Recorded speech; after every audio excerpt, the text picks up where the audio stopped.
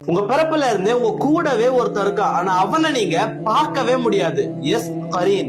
ஒரு குழந்தை பிறக்கும் பொழுது a கரீன் from Jin appointed for him. இந்த கரீனுடைய வேலை என்ன தெரியுமா? எந்நேரமும் தீயதை சொல்லி தூண்டி விட்டுக்கிட்டே இருப்பான். நீங்க ஒரு தீயதை செய்றீங்கன்னா அதுக்கு அந்த கரீனுடைய வசுவாசா தான் காரணம். இந்த கரீனை நம்ம விரட்டியே விட முடியாது. ஆனா ஒண்ணு செய்யலாம், இவனை நம்ம பலவீனமாக்கலாம். இந்த கரீனை நீங்க பலவீனமாக்கணும்னா 4 விஷயங்கள் செய்யணும். ஒண்ணு தஅவ்வுத் ஓதணும், அதாவது அஊது பில்லாஹி மினஷ் ஷைத்தானிர் ரஜீம். 2 ஆயத்துல் குர்சி ஓதணும்.